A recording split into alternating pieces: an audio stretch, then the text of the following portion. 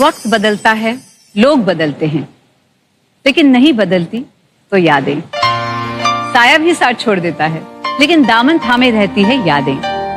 आज भी याद है जब पहली बार मेरा नाम फिल्म के पर्दे पे आया था। वो पहला ऑटोग्राफ जो मैंने किसी को दिया था, वो पहला अवार्ड जो मुझे मिला था।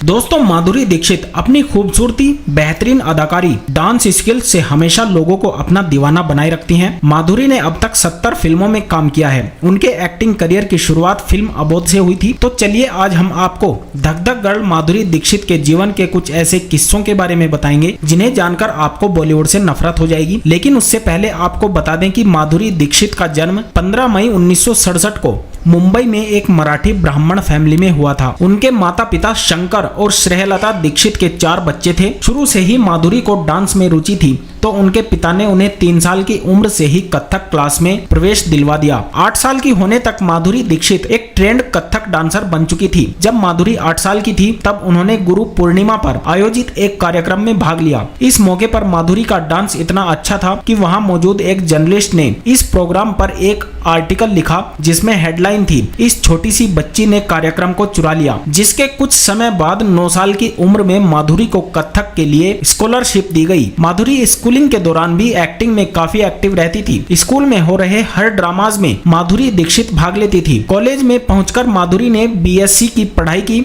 लेकिन उनका मन पढ़ाई में कम और एक्टिंग में ज्यादा लगता था। इसलिए उन्होंने पढ़ाई को बीच में ही छोड़कर फिल्मों में काम करने का मन बना लिया। माधुरी की पहली फिल्म 1984 में आई फिल्म अबोध थी, जो बुरी तरह फ्लॉप रही। लेकिन इस फिल्म में माधुरी की परफॉर्मेंस को खूब प्यार मिला। जिसके बाद 1985 में आई फिल्म आवारा बाप भी बहुत बुरी तरह से फ्लॉप रही। इसी बीच एक फोटोग्राफर ने उनकी फोटो खींच ली, जो उस वक्त की पॉपुलर मैगजीन डोबोनियर में कवर पर छापी गई। ये फोटो इतनी अच्छी थी कि 1986 में माधुरी को कवर गर्ल के फिल्म फेयर पुरस्कार से नवाजा गया। लेकिन अब तक माधुरी को फिल्मों में वो पहचान नहीं मिली थी जिसकी उन्हें तलाश थी। अब तक माधुरी की सभी फिल्में फ्लॉप साबित हो रही थी, लेकिन हर फिल्म में उनकी एक्टिंग और मेहनत ने उन्हें एक हिट फिल्म दिलवाई, जो थी तेजाब। 1988 में अनिल कपूर के साथ लीडिंग रोल में नजर आई माधुरी को इस फिल्म ने रातों रात स्टार बना दिया था। ये फिल्म उस वक्त की सबसे ज्यादा कमाई करने वाली फिल्मों में से एक थी। फिल्म तेजाब के बाद माधुरी दीक्षित हिंदी सिनेमा का एक जाना माना नाम बन गई थी, जिन्हें हर डायरेक्टर अपनी फिल्म में कास्ट करना चाहता था। माधुरी दीक्षित एक ऐसी एक्ट्रेस है जिन्होंने अपने करियर में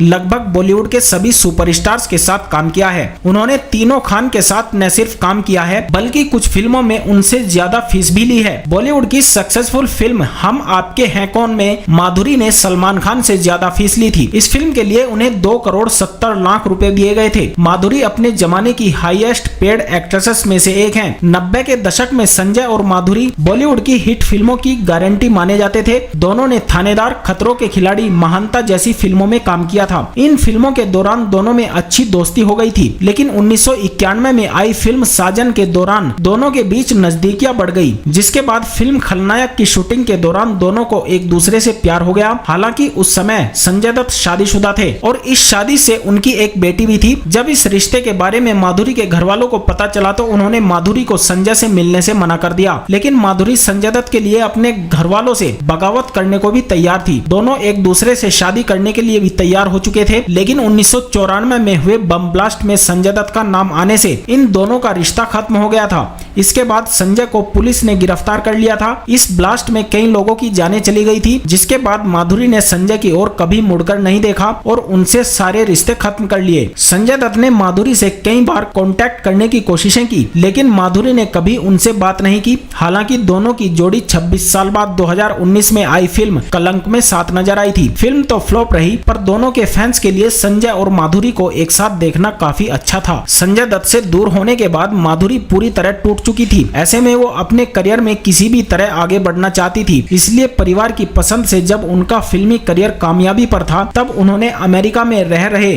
सर्जन डॉक्टर श्रीराम नेने से 1999 में शादी कर ली थी। शादी के बाद माधुरी अमेरिका में जाकर रहने लगी थी। श्रीराम नेने से माधुरी के 2 बच्चे हैं। माधुरी कई दिलों पर राज करती हैं, लेकिन उनके सबसे बड़े फैन होने का दावा मशहूर पेंटर एमएफ हुसैन किया करते थे। एमएफ हुसैन माधुरी की खूबसूरती के दीवाने थे। उन्होंने माधुरी की कई पेंटिंग्स बनाई थी।